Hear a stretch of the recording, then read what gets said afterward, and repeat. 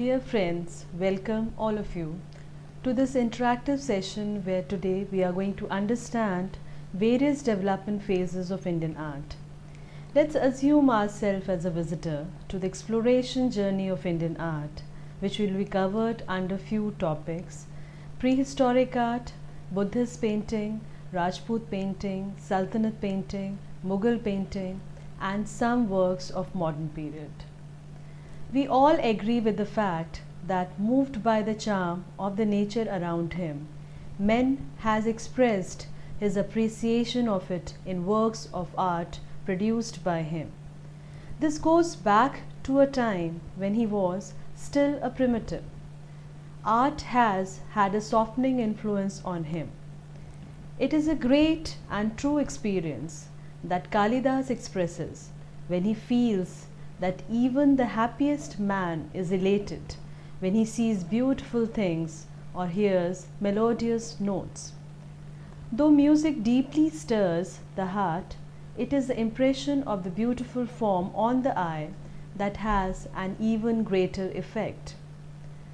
No section of the population of India can afford to neglect her ancient heritage. Let's take a heritage walk across the treasure of Indian art in reference to the Indian painting. Indian paintings historically revolved around the religious deities and king. Indian art is a collective term for several different schools of art which existed in the Indian subcontinent. The paintings varied from large frescoes of Ellora to the intricate Mughal miniature paintings to the metal embellished works from the Tanjore school. The paintings from the Gandhar Takshila are influenced by the Persian works in the West. The Eastern style of painting was mostly developed around the Nalanda school of art. The works are mostly inspired by various scenes from Indian mythology. When did India start its drawing and painting? There is a question, and Bhimbetka has an answer. It is the site of prehistoric art, some 40 kilometers south of Bhopal, Madhya Pradesh. You will see there a deeply forested area with some 50 to 60 hillocks where lies answer to the above question. It was where hundreds of generations ago prehistoric artists found expressions to their mind. The earliest Indian paintings were the rock paintings of prehistoric times, the petroglyphs as found in places like the rock shelters of Bhimbetka, and some of them are older than 5500 BC. Such works continued, and after several millennia in the 7th century, carved pillars of Ajanta, Maharashtra present a fine example of Indian painting, and the colors, mostly various shades of red and orange, were derived from minerals. There is always a curiosity in our mind as of how did early people paint. It may be observed, however, that Paleolithic art is mainly a phenomenon, remote and isolated, and this specially applies to Indian painting. There is a hiatus of probably thousands of years between these apparently dateless specimens of the early culture of India and the first actual historic record of the art. What may be considered the most ancient concrete example of datable painting is to be found on the walls of Jogi Mara cave of the Ramgarh hills in Sirguza, a very small and remotely situated state in the central provinces. These frescoes are presumed to have been executed about the 1st century before the Christian era. The foregoing description of these early brush forms, for they are little one, conveys the impression that the general character, except for the one special quality which is already referred to, is distinctive primitive, and that the art was at this period, judging from these crude effort, in a very undeveloped state. This is a natural deduction derived from an inspection of only surviving specimen of painting known in India before the Christian era. The earliest painting in India have been found in primitive caves and rock shelters in Mirzapur and Banda in UP, in the Mahadev Hills of the Vindhyachal range in Bundelkhand, in the Kaimur Hills in the area of Baghelkhand, in Singhanur in Raigad district of central India, and Bellary in south. These paintings are mainly hunting scene representing man in his encounter with wild animals. At Bhalduria in Mirzapur district, there is a scene of a stag hunt where harpoons and spears are depicted in action. The paintings, though in a crude technique, represent vivid pictures of hunt. Red pigment has been freely used. Some of the figures have got washed off, but in a well-preserved scene, there is a hunt of a bison and a sambar. The human figures are conventionalized. The torso is sometimes drawn as almost a ladder composed of steps, with the head dominating the rest of the body, the hands and feet in all cases appearing as just straight or bent lines. Early art in India has almost a similar form all over the land. The Shungas, the Kushans in the north, the Kalingas in the east, and the Satvahans in the Deccan were the inheritors of common traditions from the Mauryas. And striking similarities in the Shunga, Satvahan, Kalinga, and Kushanad cannot but strike the eye of the connoisseurs. Common motifs with striking resemblance in distant parts of the land do arrest attention. It's interesting to compare the earlier figures from Barhut, Amravati and Cave 10 of Ajanta. Turbans, necklaces, earrings, facial features and the positions of the hands joined in adorations may be noted. When we say Ajanta cave paintings, the Satvahans are to be given the credit. Why? Let's understand it clearly. The earliest historical paintings in India belong to the Satvahan period. The earliest caves at Ajanta are also of the Satvahan period. The paintings cover the walls, pillars, ceilings and illustrate scenes from the life of the master and his previous life, comprising the Jatakas stories.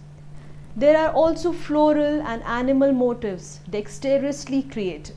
The paintings may be assigned to the early phase of the Satvahan rule, probably the time of Satkarni, to whose time the Sanchi gateway carved by the ivory carvers of Vidisha as recorded in an inscription thereon may be assigned. These paintings thus form the predecessors of all the Guptas, Vakatkas and medieval painting all over India. Ajanta caves in Maharashtra, which are the rock-cut cave monuments dating back to the 2nd century BCE and containing paintings and sculptures considered to be the masterpieces of both Buddhist religious art and universal pictorial art. The Kushans were the next in the line contributing to the Indian art. The Kushans were the most powerful ruler after the Shungas in northern India. In fact, having moved on to India from Central Asia through the modern territory of Afghanistan and Pakistan to beyond Mathura in India. That is how there was a distinct school of indigenous traditions with a center at Mathura and another in northwestern frontier. With the coming of India, the Graeco-Roman and Iranian elements, which with Chinese influences made up a strange and interesting school of art, offering fascinating facets of culture for studies. It's amazing how various Indian motifs have found excellent impression and interpretation, and that expressions comes then in the Central Asian sculpture and paintings too. A painting of Buddha from Balavasta, which is now in that National Museum collection of Central Asian antiques, is the most interesting of all representations of Buddha from anywhere in the world. This is the painting of the Kushan period with a clear Srivatsa mark on the master's chest. We know that as a Mahapurusha, Buddha has also this mark, but always covered by a cloak. It has never been presented in any of the Indian representation of Buddha. The mountain Meru with the serpent Vasuki wound around it in a pool is a symbol of the churning of the ocean by the gods and the demons to bring out ambrosia. The contribution of the Gupta dynasty is far beyond comprehension. So let's cover the contribution of the Guptas to the art, Indian art specifically. The Gupta emperors were great patrons of art and literature. This phase of art of the Gupta period is amply illustrated in the caves close to the village Bagh in the former Gwalior state, which are excavated on the slopes of Vindhya mountain at a height of about 150 feet above the river Bagh in the vicinity. The paintings in the Bagh caves are mostly lost. The heavy pillars that once supported the verandas are now lost, and the roof has also collapsed, leaving the paintings exposed to weather. The subject illustrated is clearly a Jataka or Avdana yet to be identified. In a painting scene represented by a mirthful Hali Salasya, which is found there in the same cave painting, a folk dance with the dancers in a ring keeping time with little wooden sticks. Two in the group of damsels play the hand drum or the huduka, and the third plays a small sized crumbles. The colorful dress of these damsels, and particularly of the two dancers wearing long sleeved shirt with flowers worked on them, are most interesting for a study of the life and culture of the age. The scene beyond this show a procession of people on horseback and elephants. The elephants are magnificent representation of their class and can rank with any of the very best at Ajanta.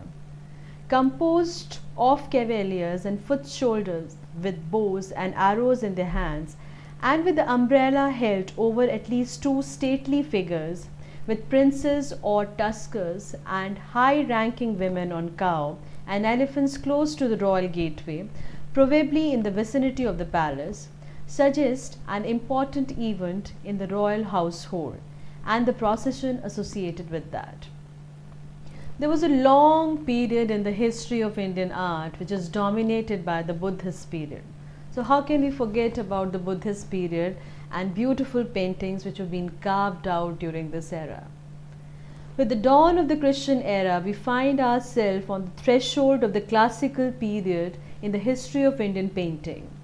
Buddhism was largely the religion of the country and continued the creed of the majority of the people until Brahmanism again prevailed.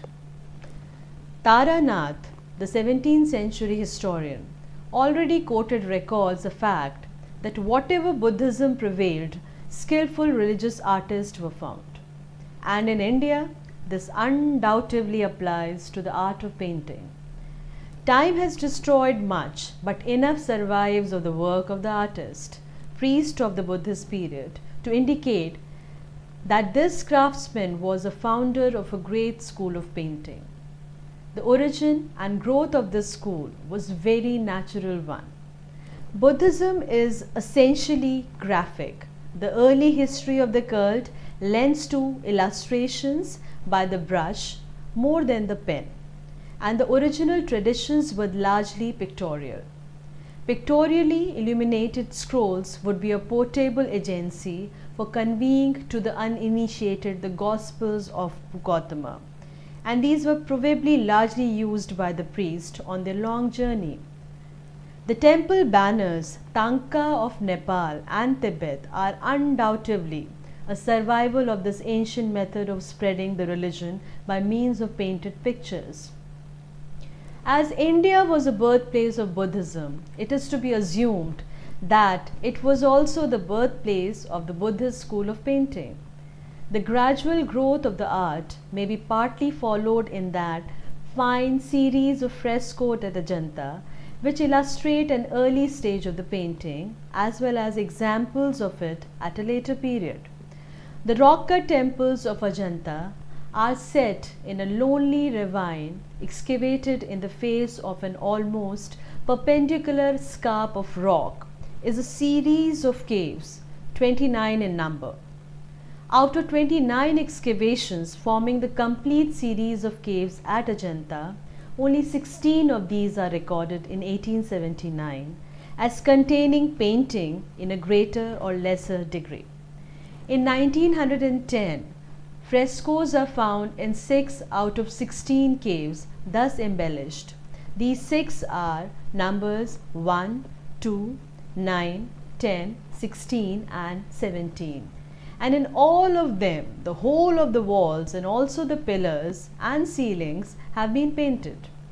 Owing to various circumstances, the art of painting, as illustrated in caves 9 and 10, temporarily declined after this period, but was subsequently revived by a school of artists who executed the later work.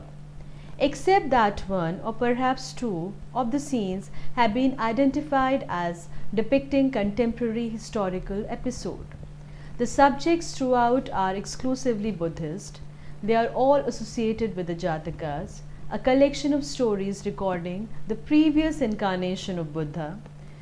The greater part of the fresco at Ajanta, supplemented by the remains at Bagh, and the friezes at Srigia may be regarded as records of the consummations of the Buddhist painting in India. The establishment of this powerful empire, together with the settled conditions of the country due to a time of peace and prosperity, acted as a great incentive to all forms of literature and art. In such favorable circumstances, these separate groups of fresco paintings were produced. The historian Taranath throws some useful light on the Buddhist art of painting in India, which may be considered at this stage. He refers to 3 styles of early Buddhist art, which may be described as Deva, the Yaksha and the Naga style. The Deva style was practiced in the country of Magadha for some centuries after the advent of the Buddha, from the 6th century BC to the 3rd century BC.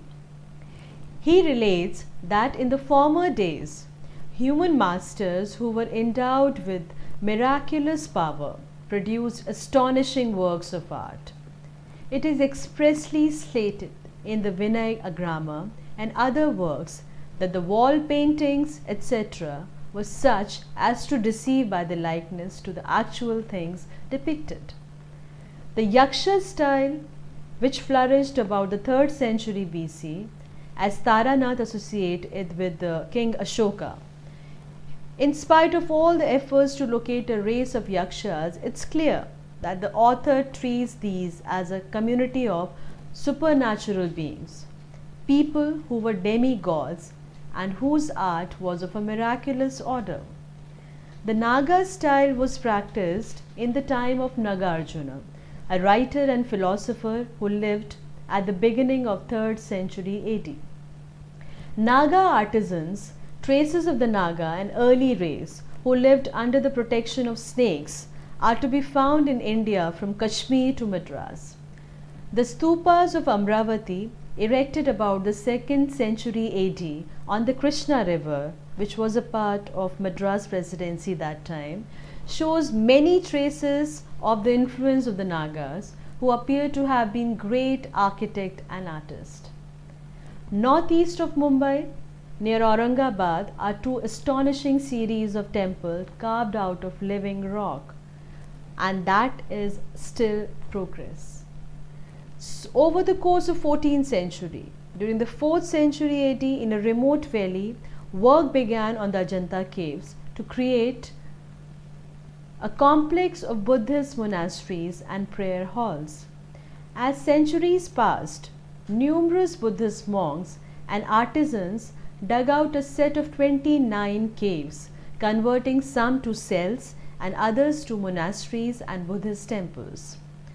All of these were carved from the rock cliff at Ajanta. These caves are adorned with elaborate sculptures and paintings which have withstood the ravages of time. The sculptures are finely wrought images of animals, gods, deities, while the paintings tell ancient tales of courtly life and depicts hundreds of Buddhist legends. Amid the beautiful images and paintings are sculptures of Buddha, calm and serene in contemplation.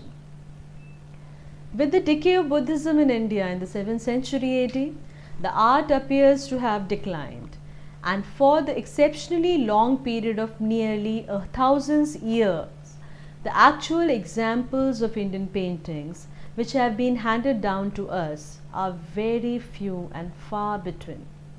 These examples consist of several paintings on palm leaves probably of 12th century from Bengal, some Jain book illustration of 15th century, remains of Brahmanical frescoed at Ellora, which may be of the 12th century or earlier, and few other miscellaneous fragments of the art, and this is the medieval period that is dated in between 700 to 1600 AD. From the time that the last painter at Ajanta threw down his brush in AD 650 until we come into contact with the art again, it was revived in the reign of Mughal Emperor Akbar in the later half of the 16th century. The story of painting in India resolves itself very largely into one of inferences. During the later portion of this period, India was also undergoing the thaws of the Mohammedan invasions. Great constitutional changes were taking place, and the country was too disturbed by this epoch-making aggression to produce any noteworthy arts. In its religious aspect too, India was becoming transformed. On the one hand, by the decline of Buddhism and the steady rise of Hinduism in its new and revived form, and on the other side, by the advent and growth of Mohammedanism. There were few specimens of paintings with calligraphy which was firstly introduced in India is called Sultanate painting.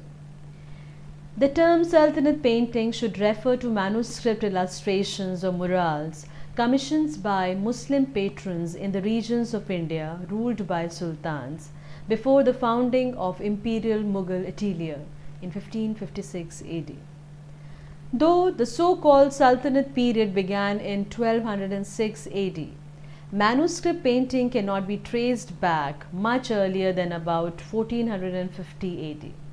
Thus, most Sultanate painting dates between about 1450 and 1550, and the centers of production seem to be primarily Mandu in central India, Jaunpur in eastern India, with some work being done in the Delhi region and in Gujarat in western India.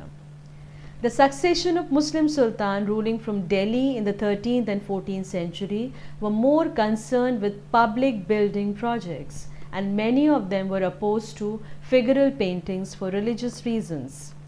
Several examples of the Quran with calligraphy and ornamentation distinctive to India have survived from this period, but they include no figural illumination.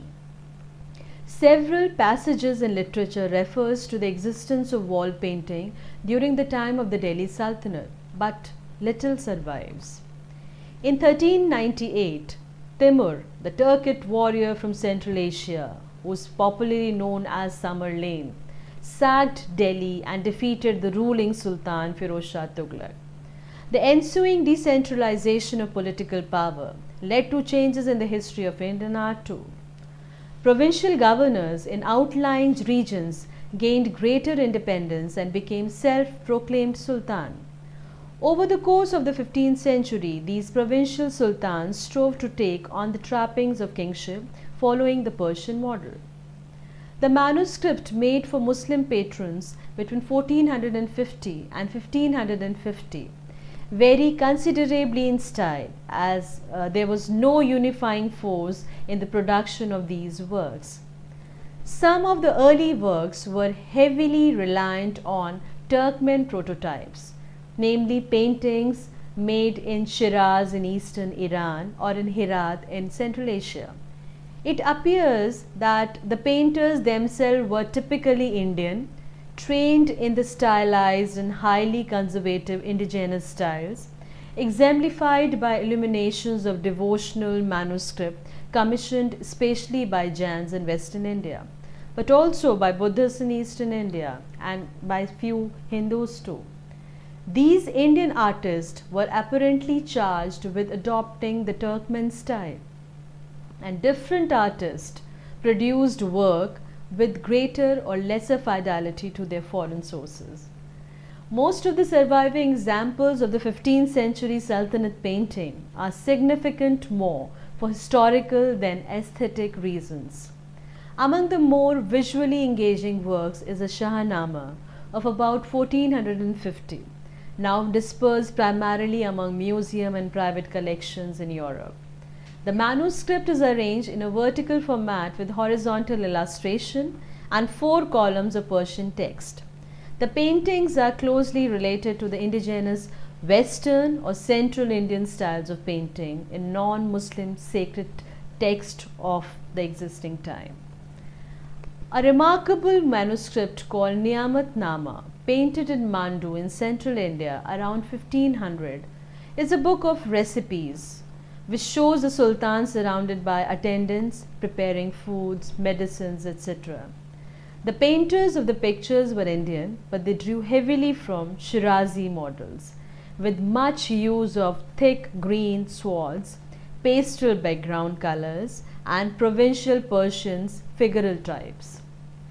Indian elements are especially noticeable in the renditions of the Indian ladies who were part of his extensive multicultural harem. By the mid-16th century, a harmonious fusion of Persian and Indian style was achieved, which was seen especially in the paintings illustrating the adventures of the lovers Chanda and Lorak in Chandayana of about 1540 AD. The text was composed by a Muslim poet in India, written in the northeastern dialect of Hindi known as Awadhi in Persian script, and the paintings were painted by a Hindu artist. Artists working in this unique hybrid style, characterized by bright pastel colors, repeated ground patterns, delicate line drawing, and exquisite arabesque, were particularly influential in the early decades of Imperial Mughal Italy. Indian miniature painting, and that too without mentioning the contribution of Rajput, is incomplete. Rajput painting, a style of Indian painting, evolved and flourished during the 18th century in the royal courts of Rajputana, India. Each Rajput kingdom evolved a distinct style, but with certain common features. Rajput paintings depict a number of themes, events, and epics like Ramayana and the Mahabharata, Krishna's life, beautiful landscapes, and humans. Miniatures were the preferred medium of Rajput painting, but several manuscripts also contain Rajput painting, and paintings were even done on the walls of palaces, inner chambers of the forts, Havelis, particularly the Haveli of the Shekhawats. The colors extracted from certain minerals, plant sources, conch shells, and were even derived by processing precious stones, gold and silver were used. The preparation of desired colors was a lengthy process, sometimes taking weeks also. Brushes used were very fine. The main themes around which Rajasthani paintings of India revolved include the great epics of Ramayana and Mahabharata, the life of Lord Krishna, landscape, and humans also. Rajasthan, which is the land of the Rajputs, it was of a mixed race. Some of the Rajput clans were the descendants of the foreign tribes like Huns, Sakas, Kushans, Gurjars, and others belonged to the old Kshatriyas tribe. Pride of race, sense of honor, and self-respect were the key ingredients which helped them to gain power in the whole of the northern, western, and central India. The rise of the Rajput dynasty synchronized with the advent of the Islam, who extended their power towards India. The Rajput played a difficult role in protecting the Hindu faith, in patronizing Hindu culture, and preserving Hindu traditions and customs, and defending Hindustan against the repeated Muslim invasions. In the Rajasthan painting, the mirrored life of the Rajasthan could be seen as lived by the royalty or the common men, the beauty of their women and the feelings of their inspired and devoted hearts. The Rajasthan school of miniature painting gradually emerged out of the Western India tradition in the 16th century. In the earlier period, it was a continuation of mural paintings of the classical period, and as prescribed in the Shastras, the work of this school are chiefly book illustration. The Jain miniature paintings of illustrated manuscript had exercised a wide and profound influence in the evolution of Rajasthani painting. In the beginning of the 16th century, the Kulhadar group was introduced. Its important features are: the faces are in profile, the setting is natural or architectural, the lines are vigorous and rhythmical, the figures appears to be ardent and energetic, the strong and contrasting colors are used with fine effect. Fine specimen of the early Rajasthan school are Geet Govinda series of circa 1618 in the N.C. Mehta collection. In the last quarter of the 16th century, the Mughal impact on the indigenous style brought about a marked change in the outlook of the miniature painters, and the Rajasthani artists started adopting the technical excellence of the Mughal style in their painting. It, however, continued to make use of brilliant color, which is the particular hallmark of the Rajasthani painting.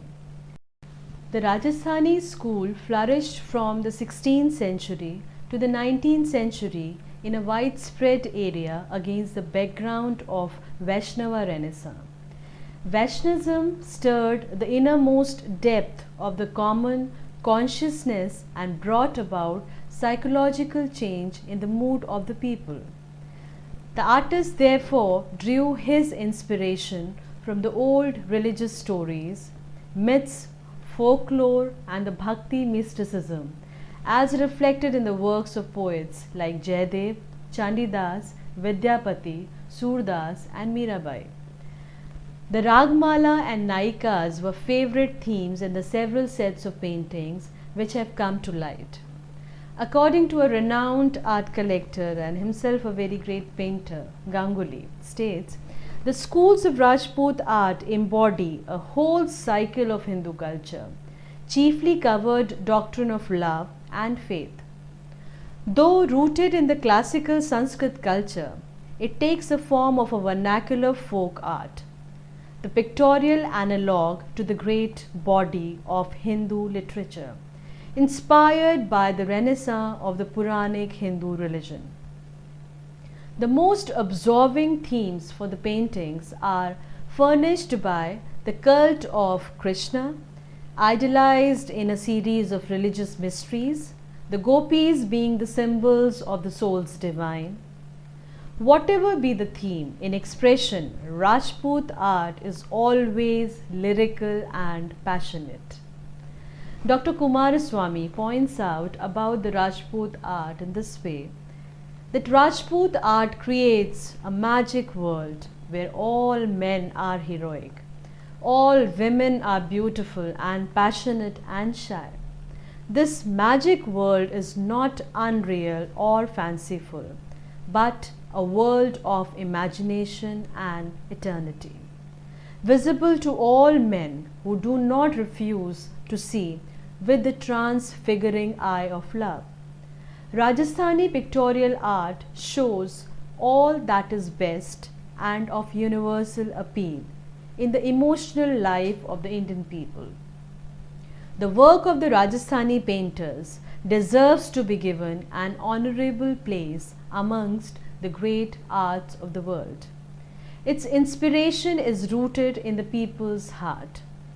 Keeping close to their poetry, music and drama, its central theme is love. What Chinese art achieved for landscape is here accomplished for human love. The painting of Amber and Jaipur show strong Mughal influence. However, at the same time, the bold composition and use of abstractions reflected regional characteristics. The 18th and the early 19th centuries saw Rajput paintings illustrating episodes from the life of Krishna. The other popular themes of 19th century were Ragmala and devotional subjects. Let's analyze the contribution of various schools of art which belongs to the Rajasthan School of Art. Firstly, Bikaner. Rajasthani painting of Bikaner were also based on Mughal tradition. Apart from the Mughal style, the paintings of Bikaner also reflect marked influence of Deccan paintings. During the late 18th century, the city started showing conservative Rajput styles with smoothness and abstractions. However, they were devoid of any pomposity and flamboyance. Second school of art is Bundi. Rajput paintings started originating in Bundi around the late 16th century and reflected heavy Mughal influence. Wall paintings dating back to the reign of Rao Ratan Singh 1607 to 1631 are good examples of Bundi style of painting. The time of Rao Chhatar Sal, time period is 1631 to 1658, and Bhau Singh 1658 to 1681 AD, saw great emphasis on court scenes as theme. Other themes include those based on the lives of nobles, lovers and ladies. Then comes another school of Rajasthani art is Kota. Kota paintings look very natural in their appearance and are calligraphic in their execution.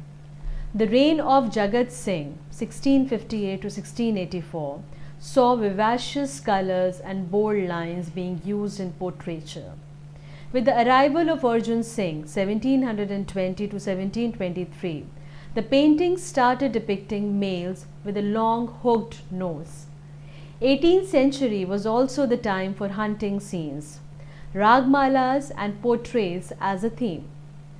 Ram Singh II 1827 to 1866 ordered the depiction of worship, hunting, darbar and processions as a main topic in all the paintings. Next in the line for the Rajput painting is the place Kishangarh. Kishangarh style of painting was basically a fusion of Mughal and regional style. The most common theme of this style consisted of the depiction of the love between Krishna and Radha. Other popular themes included the poetry of Savant Singh, Shahnama and court scene, etc. Kishan school is best known for its Bani Thani paintings.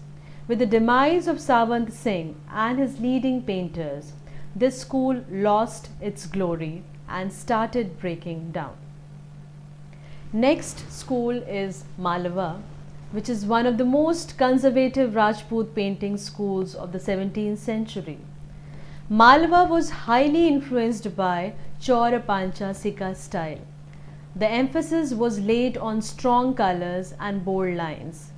At times, one can also observe a remote Mughal influence on these paintings. Marwar. The earliest example of the Rajasthani paintings of Marwar is that of Ragmala painting, which were painted in Pali in 1623 AD. In the 18th century, the most common themes included the portraiture of nobles on horses and darbar scenes. With the arrival of artists like Dalchand, Marwar painting also started reflecting Mughal influence. Next in the line is the Mewar school of Rajput painting, which concentrated on its conservative style, trying to avoid the dominance of the Mughals. The earliest example of the Mewar school is that of Chawand Ragamala, dating back to 1605 AD. One can observe heavy similarity with the Chaura Pancha Sika style, especially the flatness, the bright colors and even the common motifs. Towards the end of the 17th century and the early 18th century, Mewar style saw revival and late 18th century again witnessed its decline. From mid 19th century to the mid 20th century, it continued as a court art. In the history of Indian art, there were so many art forms which are either lost or are on the verge of extinction. In this category, the Lipakshi paintings requires attention which are not being preserved properly. Lipakshi paintings belongs to the Vijayanagar era, but in the lost form. Sad. The temples in Lipakshi town of Anandpur district in Andhra Pradesh are home to some of the most beautiful paintings of Vijayanagar period which is available today. The Papaneshwar temple in Lipakshi was built in 1535 AD and others in the neighborhood must be of the familiar time frame. Around this temple one can just find beautiful artworks belong to the Vijayanagar art. The contributing factors of the Mughal rule, how can we forget about the Mughal lineage, in the cultural field is a topic of detailed discussion. Let us try to analyze in brief. Babur, descendant of Timur and the original founder of the Mughal dynasty in India, speaks of Behzad in his memoirs as the most eminent of all painters, and it is evident from his writings in his biography that this monarch had studied his pictures most critically. It was with the descendants of such a school as Behzad's and under the personal patronage of the Emperor Akbar, grandson of such a connoisseur as Babur, that the Mughal school of painting came into being. From this, it will be understood that fundamentally, the Mughal school of painting was an exotic, just as the Mughals themselves were aliens in India, but in the same way as that race has gradually absorbed into the people of Hindustan, so Mughal painting has come to be regarded as an integral part of the art of India. For side by side with these foreign artists worked the indigenous painters of the country, the excellence of whose native skills was speedily utilized by the observant emperor. Such Hindu names as Basavan, Daswanath, Kesudasa, famous painters at the court of Akbar, prove the liberal view that was taken at the art of this time. During the time of Akbar, a new school took its origin, and in the early examples of this period, the two styles of work, one an art of the court, secular and eclectic in its character, had no profound associations with the people or the country. It gave pleasures to princely connoisseurs, but outside the palace, it was originally little known. As time progressed, it became more democratic, and its decadence, it's true, it pertains to lower strata, but mainly in the form of popular portraiture. For one outstanding feature of the paintings of the Mughal is its devotion to the delineations of likelessness. Realism is its keynote, and their subjects are largely drawn from incidents connected with the magnificent court life of the time. In scale, the Mughal picture in small, never attaining the dignity and size of the Buddhist frescoes, and under the popular name of miniature paintings, its connection with Persian book illustration may be observed. A record of some 40 artists known to have lived during the reign of Akbar, many of whom were retainers of the royal court, will serve to indicate the flourishing condition of the art. But it was left to the Emperor Jahangir to develop Mughal paintings to its fullest extent. The notable artistic sense of his ancestor Babur was rekindled with additional force in Jahangir, and one of his monarch's innocent pride lay in the skill and genius of his court painters. Europeans were beginning to reach the capital of the great Mughal in the first half of the 17th century, and more than one of these travelers relates the great interest that Jahangir took in the production of his retained artist. Portraiture and hunting scenes were the favorite subjects of his time, but the more scientific fields of botany and natural history were objects of special study. Unusual flowers or rare animals were ordered to be copied by the emperors, and some of these pictures, most elaborate and faithful reproduction, have survived to the present day. Western paintings were also arriving in the country during this period, and the copying of these were frequently indulged in. Portraits of Europeans, obviously facsimiles of Occidental paintings, are occasionally forthcoming, and pictures illustrating incidents in connections with Christianity, which was then making its appearance in India, are not rare. All these date from the time of Jahangir, when the paintings of the picture was given every encouragement and was fully appreciated by the ruling class. Under the succeeding rule of Shah Jahan, the Mughal school shows the first signs of deterioration. The robust character of the work executed in the previous reign is not so marked. There is an increased sense of richness and luxury in coloring and composition, and the artist handling is not so vigorous. Under Shah Jahan, architecture reached its zenith, but painting began to decline. This fact may be another illustration of the one art preceding and the other on account of the facility of manipulation. At the same time, Shah Jahan, as personal predilection for monumental building, accounted for this in some degree, as the Taj Mahal eloquently testified. The quantity of painting executed about this time was maintained, but the quality is slightly inferior.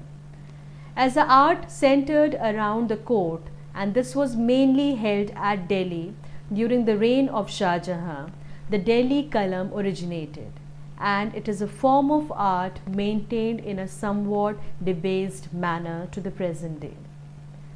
With the advent of Aurangzeb, the decadence of the Mughal school steadily continued, and it is doubtful whether it received much personal encouragement from this bigoted ruler.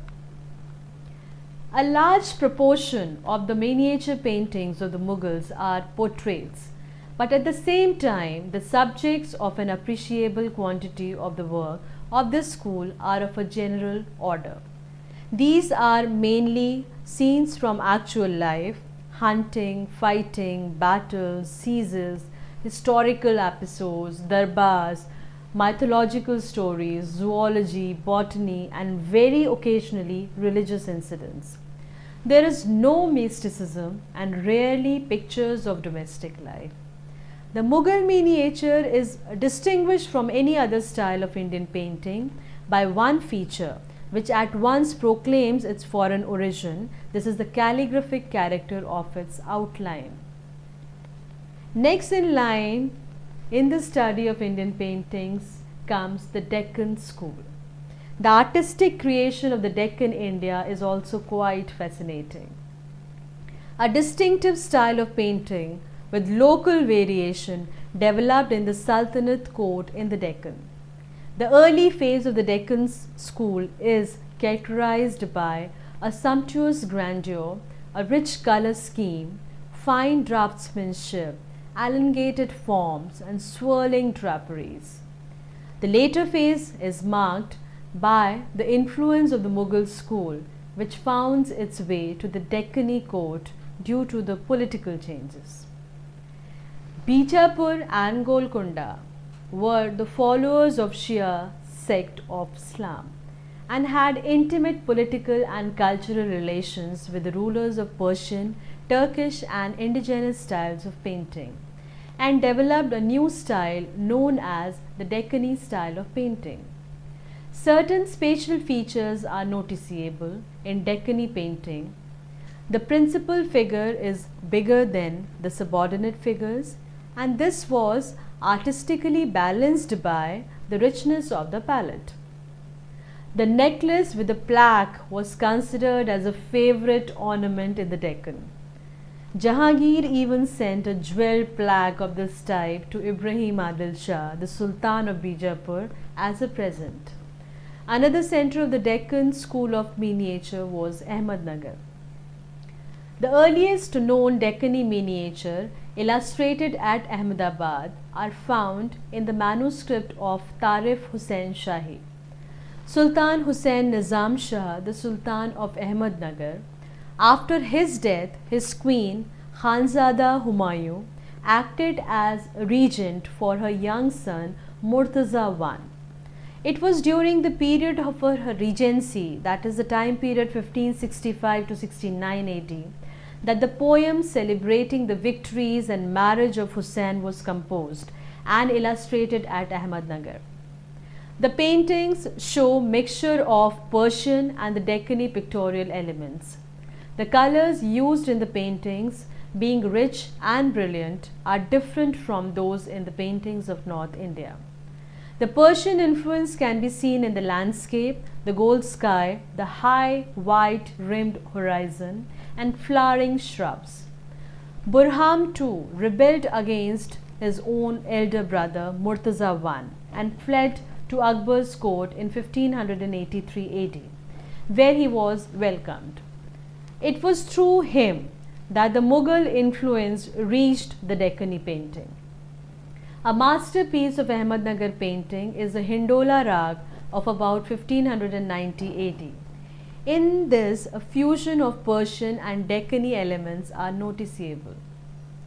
Bijapur, the artists of Bijapur were not slavish imitators of the Persian style, and in spite of the Mughal influence, the school of Bijapur retained its individuality in warmth, color tones, preference being given for monochrome background and bold draftsmanship. The founder of the Adil Shahi dynasty of Bijapur, Yusuf Adil Shah, the time period is 1490 to 1510 AD, and his successors Ismail Adil Shah, time period is 1510 to 1534 AD, patronized painting. Chand Sultana, who is popularly known as Chand Bibi, was an adept musician, a calligraphist and a painter too. During the reign of Adil Shah, a richly illustrated Nuzum-ul-Ulum, Stars of Then Sciences, was produced. It is a 16th century encyclopedia and has 876 paintings. Many of these illustrate weapons, utensils, and others are constellations illustrating the spiritual rulers. There is an influence of the Lipakshi mural paintings on the female type. The rich color scheme, the palm trees, animals, and men and women all belong to the Deccani tradition. The profuse use of gold color, some flowering plants, and arabesque on the top of the throne are derived from the Persian tradition. The bright, deep colors and liberal use of golden color indicate their individuality. Ibrahim Adil Shah too, 1580 to 1626 AD, was himself an expert in Indian music and author of a book on this subject, the Norras Nama. Under his patronage, a number of paintings, especially portraits, were picturized, were made by the artist, which are among the imperial presents sent to the Deccani rulers by the Mughal Emperor Jahangir. After 1672 AD, it suffered a decline and came to an end by the closing years of 17th century, when it was finally annexed by Aurangzeb. Next center of the Deccani painting is Golconda. The earliest painting identified as Golconda work are a group of 5 charming paintings of about 1590 AD, executed in the time period of Muhammad Quli Qutb Shah. The time period is 1580 to 1611 AD. One of the paintings depicts a king in his court watching a dance performance. He wears a white muslin coat with embroidered vertical band, a typical costume associated with Golconda court. Other outstanding examples are Lady with a Mind Bird of about 1605 AD, an illustrated manuscript of a Sufi poem, Muhammad Quli Qutub Shah, who was succeeded by his nephew Muhammad Qutub Shah. The largest painting on cloth were prepared during the reign of Abdullah Qutub Shah, 1626 to 1672, and it was being titled The Procession of Abdullah Qutub Shah. Abdullah Qutub Shah on the throne, Chand Bibi and her maidens were the few other examples. Abdul Tana Shah, 1662 to 87 AD, the last Sultan of Golconda, was a great lover of art. A large number of ragas and raganis, the royal harem, and other romantic themes were painted. Next center was Hyderabad. Due to austerity and preoccupation of Aurangzeb with wars in the Deccan, some painters in the Mughal court had migrated to Hyderabad, where patronage was readily available, and they continued to produce paintings of fine quality. A majority of paintings executed between 1725 to 1750 AD are portraits of Asaf Jah, his sons, nobles, women in a garden or in a terrace, saints, ragini, etc. These have fine colorings with gems like brilliance, sensitive drawings of figures, or penetrating characterization of the personages. Their fine drawings, lyrical quality, careful finish, variety of clouds and trees, rich coloring and compact composition place them in the list of good Deccani miniature. Various forms of expression in Indian art are somewhere related to their religious feelings and somewhere to please the nobility. In this category, the next is the Tanjore painting. Tanjore painting is an important form of classical South Indian painting native to the town of Tanjore in Tamil Nadu. The art form dates back to the early 9th century, a period dominated by the Chola rulers who encouraged art and literature. These paintings are known for their elegance, rich colors and attentions to detail. The themes for most of these paintings are Hindu gods and goddesses and scenes from Hindu mythology. In modern times, these paintings have become a much sought after souvenir during festive occasions in South India. The process of making a Tanjore painting involves many stages. The first stage involves the making of the preliminary sketch of the image on the base. The base consists of a cloth pasted over a wooden base, then chalk powder or the zinc oxide is mixed with water-soluble adhesive and applied on the base. To make the base smoother, a mild abrasive is sometimes used. After the drawing is made, decoration of the jewelry and the apparels in the image is done with semi-precious stones. Lace, threads are also used to decorate the jewelries. On top of this, the gold foils are pasted. Finally, dyes are used to add colors to the figures in the painting. Tanjore traditional paintings are a very important form of classical Indian school of paintings, finding their origins to the Chola period of 9th century, which creates a distinct South Indian accent which is attributed to the paintings also. The themes of most of the Tanjore paintings are Hindu gods and goddesses. The following examples which are there in the pictures illustrate the elegance, rich color and distinct Deccan flavor of fine arts. Another peculiar form of expression is Madhubani painting, which is a style of Indian painting practiced in Mithila region of Bihar state, India.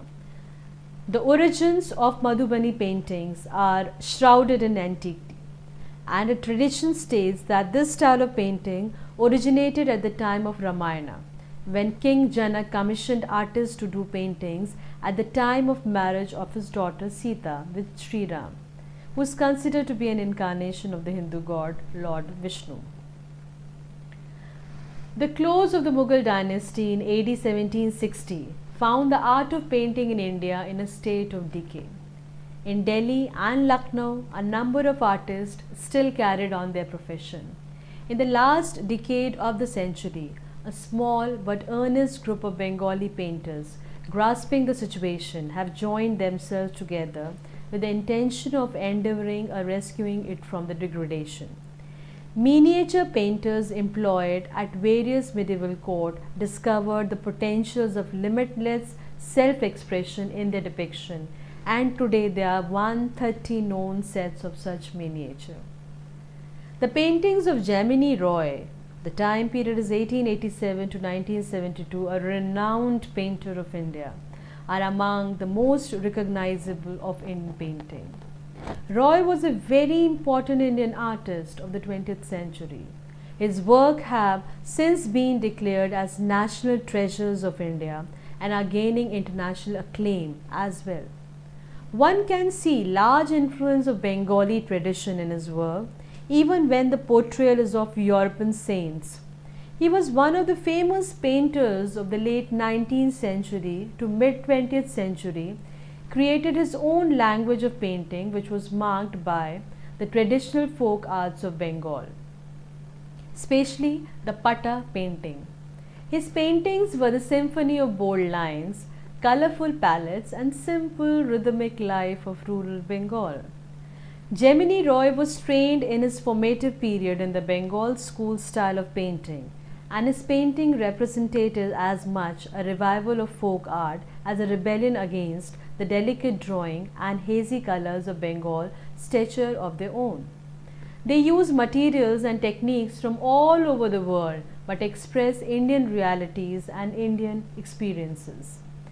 The Bengal School of Art was an influential style of art that flourished in India during the British Raj in the early 20th century. It was associated with Indian nationalism but was also promoted and supported by many British art administrators. Following the widespread influence of Indian spiritual ideas in the West, the British art teacher Ernest Winfield Hewell attempted to reform the teaching methods at the Calcutta School of Art by encouraging students to imitate Mughal miniature. This caused immense controversy, leading to a strike by students, complaints from the local press, including from nationalists who considered it to be a retrogressive move. Hewell was supported by the artist Abanindranath Tagore, a nephew of poet Rabindranath Tagore. Tagore painted a number of works influenced by Mughal art, a style that he and Hewell believed to be expressive of India's distinct spiritual qualities as opposed to the materialism of the West. Tagore's best known painting, Bharat Mata, Mother India, depicted a young woman portrayed with four arms in the manner of Hindu deities, holding objects symbolic of India's national aspiration. Tagore later attempted to develop links with Japanese artists as part of an inspiration to construct a pan-Asianist model of art. The leader of this art movement was Abanindranath Tagore. The first step taken by these reformers has necessarily been a retrogressive one. Its members, therefore, have sought out the old historic painting of the past, and on the results acquired from the study of these and other masterpieces of Oriental art, the new movement has been founded. Scenes are taken from the writings of Kalidasa, Ramayana, Mahabharata, Gita, Purans, and incidents of ancient Indian history. The Bengal school arose as an avant-garde of the nationalist movement, reacting against the academic art style previously promoted in India, definitely by the Britishers, both by Indian artists like Raja Ravi Verma and in British art school. It is said that to be an artist like Raja Ravi Verma, a person should be blessed by God to project human form in such an excellent pictorial form. Raja Ravi Verma, the time period is April 29, 1848 to October 2, 1906, was an Indian painter from the princely state of Travancore, who achieved recognition for his depiction of scenes from the epics of Mahabharata and Ramayana. His paintings are considered to be among the best example of the fusion of Indian tradition with the techniques of European academic art. Raja Ravi Verma is most remembered for his paintings of beautiful sari-clad women who were portrayed as shapely and graceful. His exposure in the West came when he won the first prize in the Vienna Art Exhibition in 1873. Raja Ravi Verma died in 1906 at the age of 58. He is considered among the greatest painters in the history of Indian art. Raja Ravi Verma is particularly noted for his paintings depicting episodes from the story of Dushyant and Shakuntala, Nal and Damayanti from the Mahabharata. Ravi's stunning paintings of Indian women and his habit of getting into controversies. He is also a multifaceted person, having made movies, served in India's parliament. His representation of mythological characters has become a part of Indian imagination of the epics. Next in line is the famous painter of India, Maqbool Fida Hussain, popularly known as M.F. Hussain, is perhaps India's most famous artist of modern time. He is described as Picasso of India by Forbes magazine. He formed the Progressive Artist Group in 1948 along with Havel, Francis D'Souza, Syed Raza and Amrita Shergill. He is one of the most famous artists of India, both at the national as well as international level. The respect for tradition and the ability to transcend it at the same time is clearly evident in Indian art of today. This is the essence of what has been described as the eclecticism of the Indian contemporary expressions. To put it in the form of the art is an eminent painter, Jatin Das. Jatin Das is the part of Indian art for more than 4 decades with his paintings, which depicts the new and the dynamic ways of sketching human figures. He is the master of using colors in an exceptional way, which seems to reveal the tinges of every emotional expression in his paintings. The linear arrangements and brisk brushwork further add a unique dimension to his artworks and express the inner energy of the figures. Indian paintings traditions go back to antiquity, as it is evident from the murals of Ajanta, Ellora and other frescoes. The Buddhist palm leaf manuscript, the Jain text, the Deccan, the Mughal, the Kangra school of miniature Indian painting, and continues till the modern era. Indian painting is an old tradition with ancient texts outlining theories of color and anecdotal accounts suggesting that it was common for households to paint their doorways or indoor rooms where guests resided. Cave paintings from Ajanta, Bagh and Sitanvasar and temple paintings testify to a love of naturalism. Indian paintings provide an aesthetic continuum that extends from the early civilization to the present day. This form of art in India is vivid and lively, refined and sophisticated, bold and vigorous at the same time. From being essentially religious in purpose in the beginning, Indian paintings have evolved over the years to become a fusion of various traditions which influence them. Now, it's our duty to preserve such a precious heritage in whichever way we can, because Indian art is the only exception in the world which can proclaim, yes, I have evolved over the years with each political, social, economic and cultural transition and synthesized every good element within itself.